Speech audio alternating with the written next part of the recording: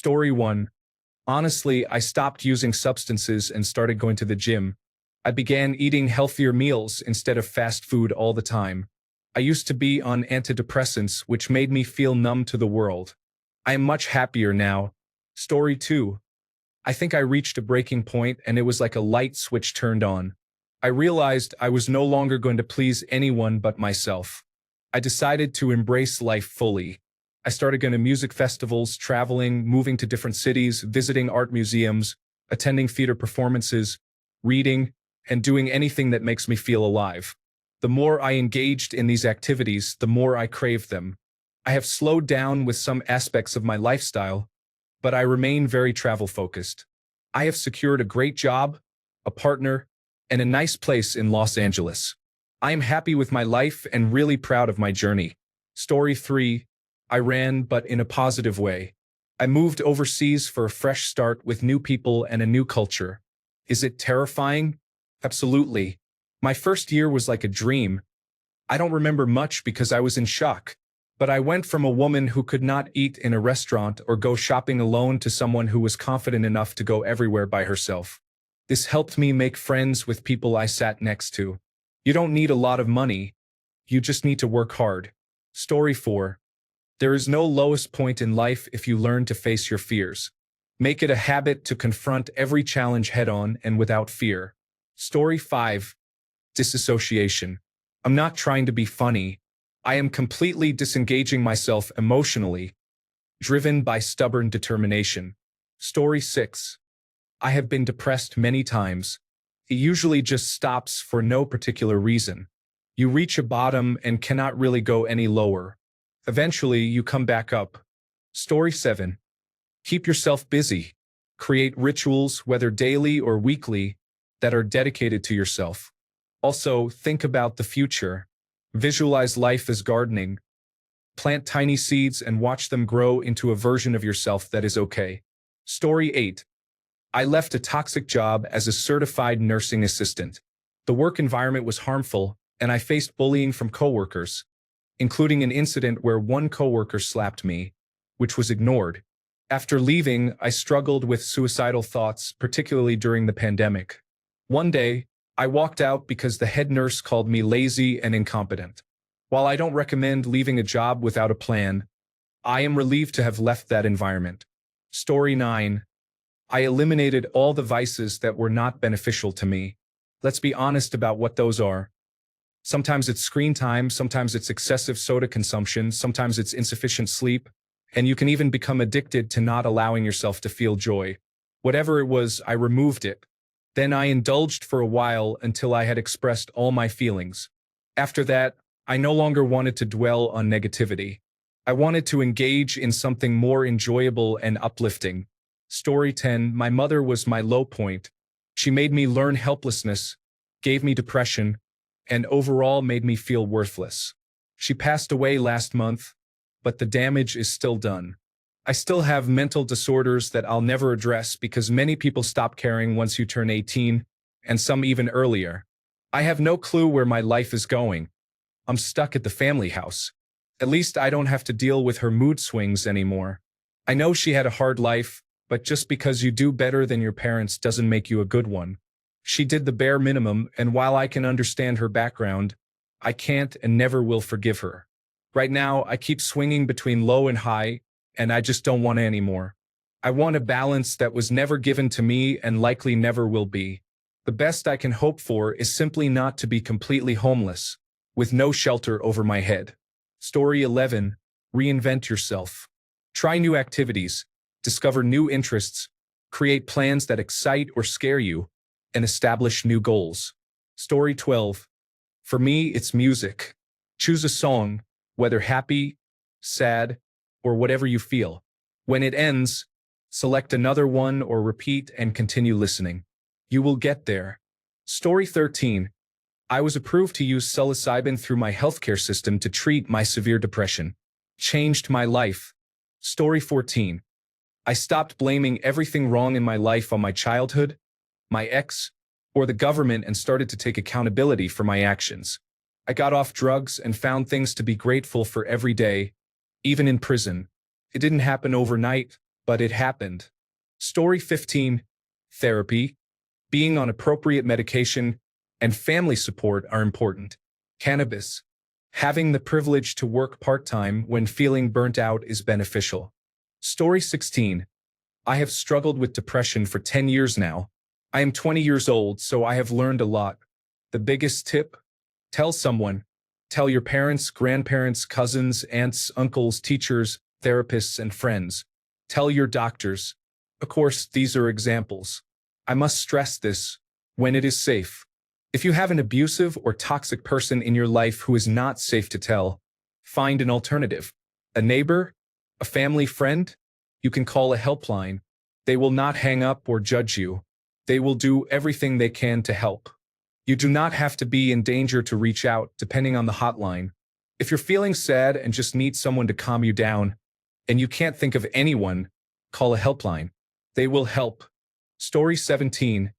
I haven't yet. I am still alive. My wife and kids inspire me, so I know I will overcome this stage of my life. I will keep moving forward, and everything is going to be better. Story 18. I have experienced many low points.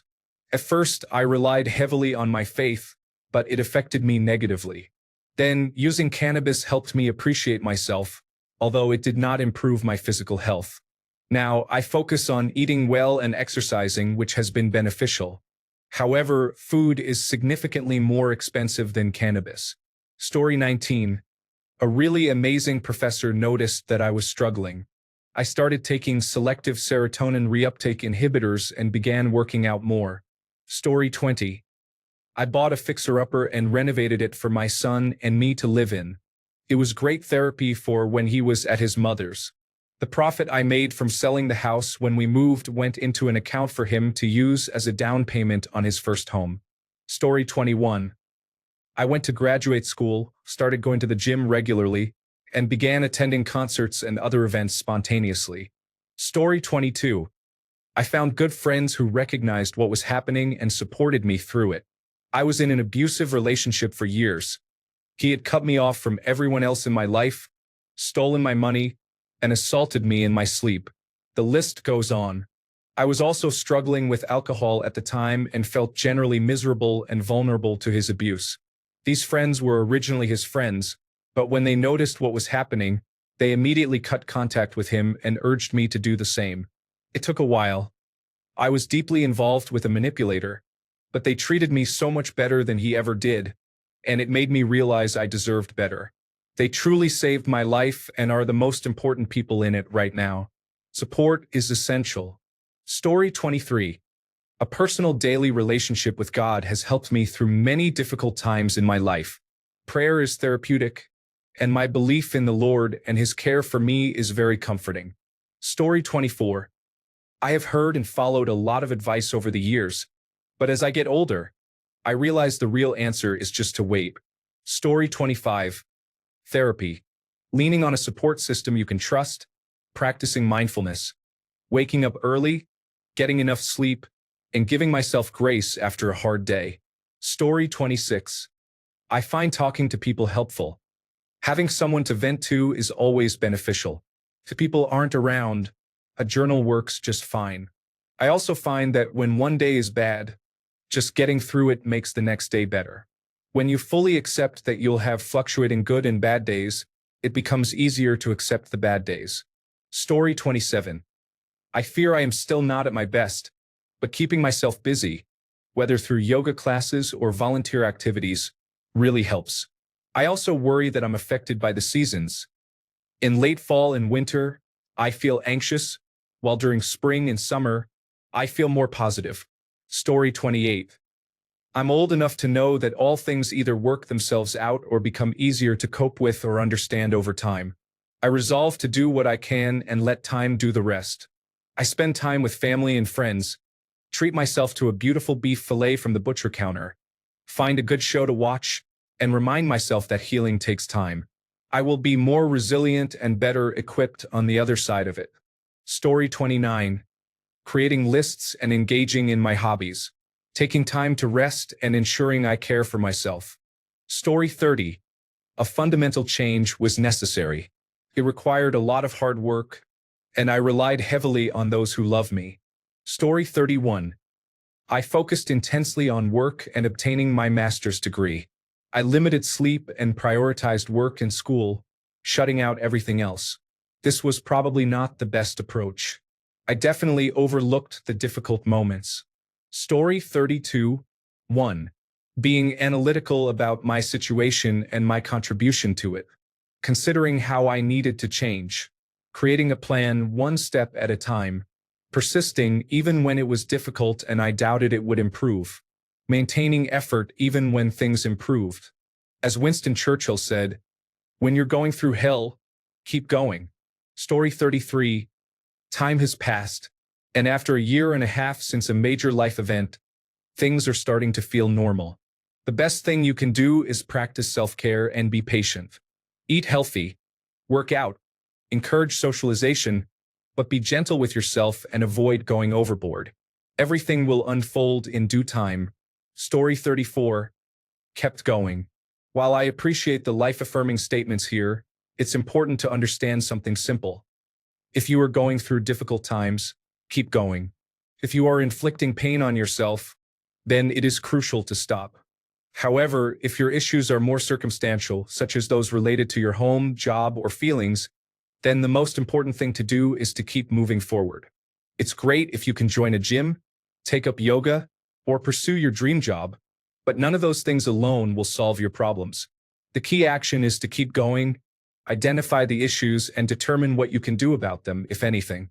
It will get better if you just keep going. Story 35. I am currently emerging from the lowest point in my life. Music has helped me the most. It grounds me in the moment and allows me to focus on the positive aspects of my life. When I connect with the music and truly concentrate, I can silence the intrusive thoughts and false narratives that my mind generates. I can be free in the moment and reconnect with my true self, rather than who my mind suggests I am. I also focus on counting small victories, even the tiniest ones. These small victories accumulate throughout the day, and by the end of the day, I find I have many reasons to feel good and to be proud of myself. I remind myself to keep moving forward every day. Even on difficult days when it feels like I am regressing to my old self, I must recognize those small victories, not be discouraged by things beyond my control, and continue to move forward, regardless of the circumstances. Story 36. I wouldn't always recommend this to everyone, as I don't think long-term isolation is a good thing, but I took a lot of time for myself. I was in a difficult place last summer in a big city and decided to face it head-on by focusing on self-care. Friday nights turned into long evening walks instead of drinking. I would go on long runs, even if I had a night filled with insomnia the day before. I held on to the hope that maybe I would move and be able to handle things myself. Even though it was an incredibly challenging time, especially being in the middle of summer when it felt like everyone in my life was doing amazing things, I allowed myself to feel bad for a while. I didn't fight it. I sat with it, and by 2 months later, it had passed. Story 37. I made a genuine effort to get employed. I began running and exercising regularly.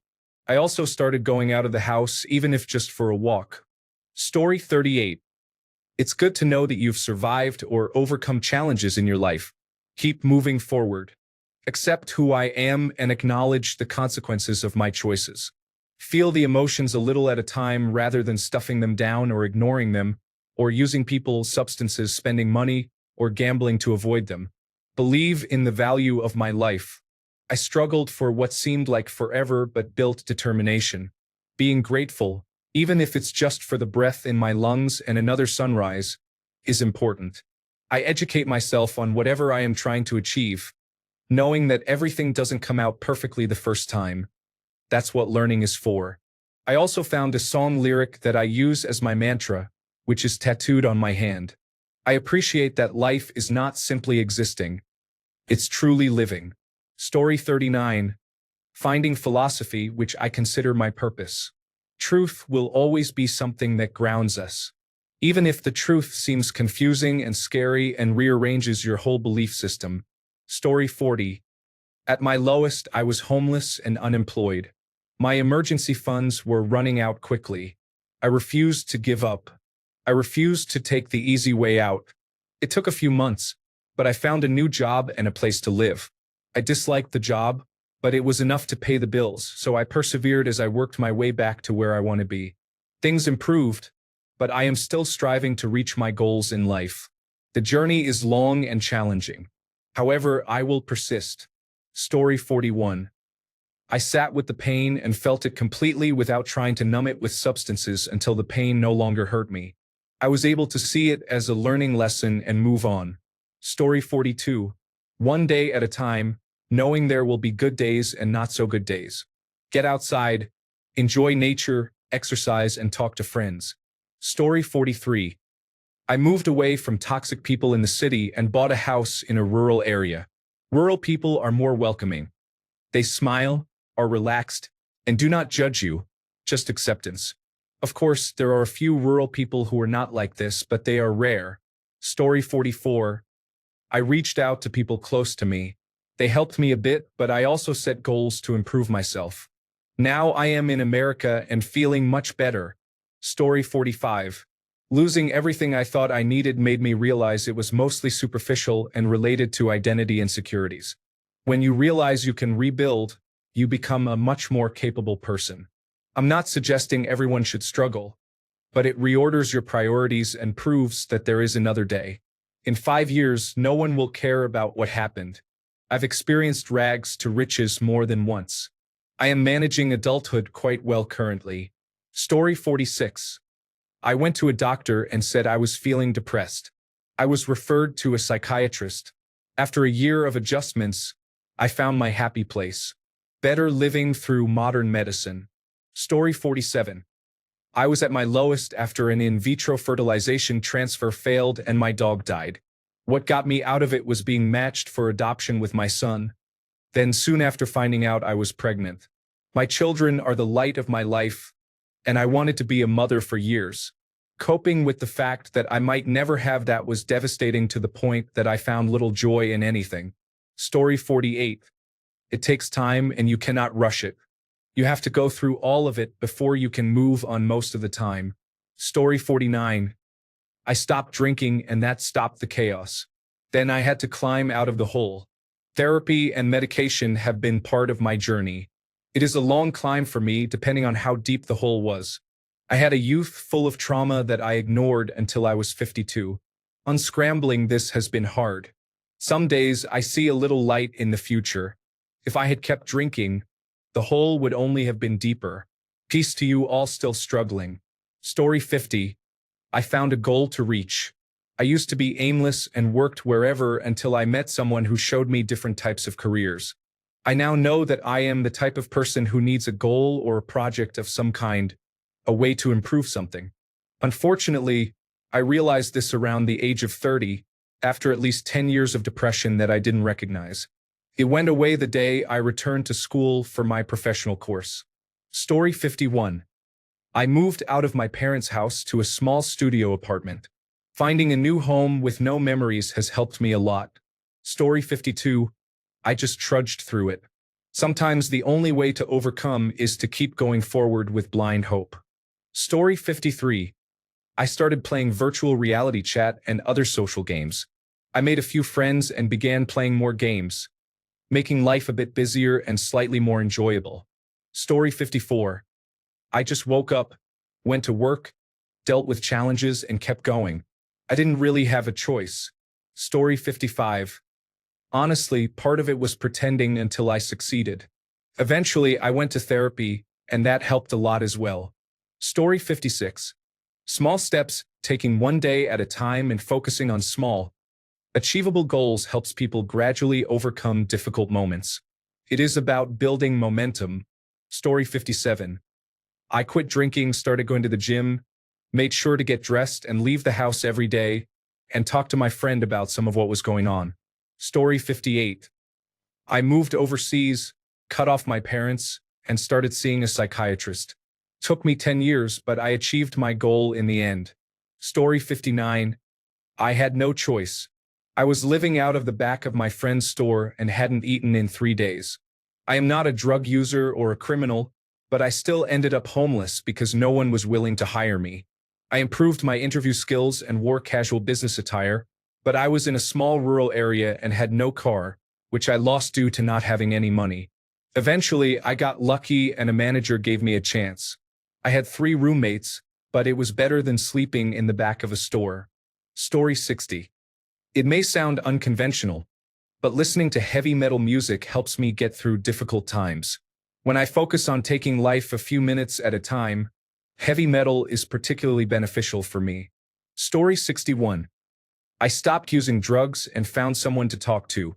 I am working full-time and trying to engage in enjoyable activities during my free time, such as gaming, watching movies, and going for walks outside with a friend. Keeping myself busy has been very helpful. Even if those enjoyable activities don't seem pleasurable at the moment, doing nothing and remaining trapped in my thoughts only brings me down. One day, you realize you aren't thinking about those negative things you used to dwell on. It gets better. It always does. Story 62. Talking to friends. I know it's not the option for everyone because sometimes our friends or family are either non-existent or unhelpful. However, most of those valuable people are willing to help you much more than you might think. You can feel alone, believing your problems are only yours and that you are not worth helping. But I'm sure there is usually someone nearby willing to lend a hand. Sometimes a small joke, a meal, a shoulder to cry on, or support from others can truly elevate you. Story 63. I go to the gym every day for about 30 minutes. I do 10 minutes of cardio followed by 20 minutes of weight training. After that, I take a cold shower for 2 minutes, followed by hot water. I find it difficult to explain why the shower routine is important, but it may seem like something celebrities do. Then I meditate for 20 minutes. After that, I feel like I have done everything I can to cope with stress, and I can focus on my tasks. I feel fine now, but I sometimes struggle with laziness. Even though I feel good, I often don't do those things because I feel busy and lazy. However, if I start to falter, I can always return to those 3 or 4 practices that I follow diligently. Story 64. Remembering the high points, knowing that life ebbs and flows, and sometimes the low points end up pushing us higher, though we may not see it at the time. I was laid off a couple of times and felt devastated. However, I eventually found better jobs and earned more money. When someone broke up with me, it felt like the end of the world. But then I met someone even better. When my dad passed, I was very sad, but I focused on the good times, pictures, and happier memories. I realized that it's never just an ending, but instead a new beginning. So never give up, never surrender, because there might be something better right around the corner. You got this. Story 65. I got sober, lost all my friends, returned to school, started therapy, and began going to the gym. I took more time to enjoy my hobbies and learn to appreciate things more. I am in a much better place, have healthier friendships, and a healthier mindset overall. Story 66. I attempted to use a rope for certain purposes. My life felt like it was in a deep rut. I was in debt with seemingly no options to get out.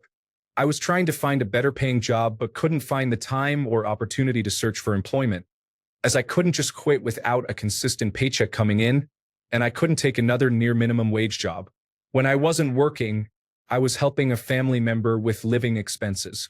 I was mentally and physically exhausted, burning both ends of the candle, and my social life was non-existent. I had no friends to speak of. After going through my therapy sessions following my episode, I sat down with a pad of paper and broke down the barriers in my life. I wrote down the steps I needed to take to overcome them, breaking them down into small, achievable tasks. I began to do the necessary work to cross things off the list, and I have changed my life, my relationships, and my overall stability. It's not a perfect life, and there are still issues I'm working on, but I'm more optimistic about my outlook on life. Story 67. Hear me out. I stopped gaming. I went to the gym and listened to audiobooks. I got a revenge body in 3 months. My life completely changed. I had to sell the PlayStation. It was too tempting not to sit down and waste hours on it. Story 68. One thing I leaned into was taking to the bed, but not too much. Overindulgence can lead to trouble. I established a routine that included sitting upright or standing and moving. I also resumed school for a second degree. This required me to be focused and dedicated to my homework. It wasn't easy, but ultimately it worked. Story 69. Divorce emotionally broke me. I was shattered into a million pieces and felt like Humpty Dumpty. I put myself back together, but I'll never be the same. I reached out to my network of friends and family, and I engaged in therapy and exercise. I used medication for depression and anxiety for about a year. Story 70. Learning from the experience. Many people say that going through a low point helped them grow stronger and more resilient, even if it was hard at the time. It can help individuals gain clarity about what they want from life. Story 71. I tried repeatedly. Eventually, I realized that those responsible for holding me back were my own family, working behind the scenes to undermine me and destroy everything I was trying to build. I am still trying, but it keeps getting harder as time goes on. Story 72. I was in my 30s and had 3 young children. I was a weekend cocaine addict. One day, my middle child looked me straight in the eyes and asked, "What's wrong, Daddy? You're acting different." After I had used cocaine. At that moment, I flushed it down the toilet and never touched it again. That was about 20 years ago. Story 73. Exercise has motivated me to walk and eventually to do more. It has positively impacted many aspects of my health. Story 74. I realized that in my situation, staying stuck was a choice, and I could choose not to stay stuck. I got up, cleaned my room, cleared out the guest bedroom, and set up space for my hobbies. I started going to the community pottery studio. I stopped buying things that clutter my space and do not make me happy. Took a year, but all I had to do was start. Story 75. If I may quote someone I heard at the tender age of 18, "Boy, you better dig into your pack and find some extra. I don't know why, but it helps." Story 76. I established a positive routine that includes exercise and time for reflection. I avoid drugs and alcohol. I read uplifting material, practice meditation, and surround myself with supportive, loving people to discuss my struggles. Story 77. Take each day one step at a time and give yourself grace. Simply try your best. That's all you can really do. Story 78. I still haven't given up. I've just kept moving forward with the goal of improving myself in hopes that one day things will get better. After 4 years, although I've made progress in many areas of life, my happiness has not increased. I will continue to focus on improvement. Story 79. Just focus on yourself. Pick up a new hobby, go to the gym, and try to look for the positives in everything. I promise you can always find something. Story 80. Anytime is a good time to reinvent yourself. Move, change your goals. Have your own expectations for yourself and do not look to others. I can confidently say the best thing about being a doctor was the privilege of that title, but then I went home and constantly worried about my patients. I am fortunate to have moved on from that profession. Story 81. I admitted myself to the psychiatric ward. I received medication and attended outpatient therapy after 1 month of inpatient care. I began to take my self-care more seriously and distanced myself from negative friendships. I discovered that Buddhism was very helpful for me. Story 82. It has been over 5 years since I reached my lowest point in depression, and I am still very much in it. Initially, I was optimistic, but that optimism became increasingly fleeting. I am genuinely beginning to believe I will never make it out, and that terrifies me. Story 83. Rage. At myself, at the situation, at the humiliation of it. The fire tempers your determination, and that determination is what will actually see you through, but you can't strengthen yourself without passion. Story 84. Nearly everything can be solved with action. Feeling depressed? Take steps to change your situation. Evaluate your life by comparing it with your ideal vision and aspirations. Start taking actions that bring you closer to your dreams. This could involve making difficult decisions you have been avoiding, committing to new endeavors, or even changing aspects of your personality. Lacking friends? Push yourself to engage with others, even if it means starting conversations with strangers. Unemployed or struggling financially? Apply for jobs, acquire new skills, start a business, or explore side hustles. Concerned about your image? Begin exercising, improve your diet, and stay active. If you are struggling with negative thoughts, find activities that help distract you. The worst thing you can do during a low point is nothing, as it allows excessive time for rumination, making everything feel worse. Here are 3 principles for maintaining a healthy mind. 1. Get adequate sunlight. Sleep at appropriate hours. Clean your room every day. Cleaning your room should be your first action. When your mood is low, your serotonin levels are likely low as well. Getting sunlight and proper sleep can help regulate serotonin, while tidying your space provides a sense of accomplishment. Story 85. I tried drinking a lot. I don't recommend it if that's what anyone is considering. Your health is all you have. Story 86. Music, exercise, and friends. Meditation in conjunction with focusing on the moment-to-moment thoughts throughout each day. Refraining from impulse. Story 87. A really low point doesn't begin to measure the total despair and life-altering ruin, but I will tell you anyway. I made a decision that this was the worst it could get, and I couldn't go on like this any longer. So it was decision time. I said no to ending things. I didn't have any optimism, hope, or reason to believe, but I chose to be stubborn, resilient, and gritty. Despair would not win. Then I got on with things. Story 88. Powered through it, talked to loved ones about what I was experiencing, and tried to be gentler and kinder to myself. Story 89. I focused on myself by going to the gym, staying home to cook, and planning enjoyable events. I aimed to eliminate negativity. Story 90. Find more solutions rather than problems. Sometimes you may discover a solution that doesn't necessarily work, and that's fine. You can always come up with something that will. It is much better than making excuses or replacing a solution with a problem. No matter the situation, always choose the positive. It may not work out the way you want or right away, but it is the better alternative. Story 91. I am currently experiencing a low point. I have been struggling with depression for a few days due to my mother, which connects to childhood trauma. Additionally, my younger brother is an alcoholic and abusive, so I am trying to leave the house and cut ties with him, especially. Story 92. I mentally strengthen myself. Many factors that bring us down are external influences we internalize.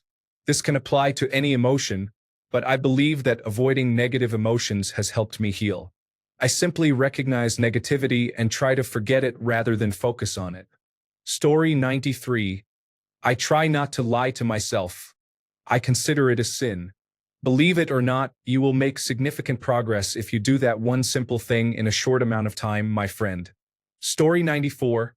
I got a job in retail. I am still somewhat depressed, but it has definitely helped me be more social. Talking and interacting with other people really does help. It is especially nice when they enjoy your company. Story 95. I ended up getting a studio apartment with my girlfriend and dog. It's small but livable for us, and I started to work. I still have low points, but I was close to dying because of how sick I was, and I was drinking too much alcohol before I even turned legal.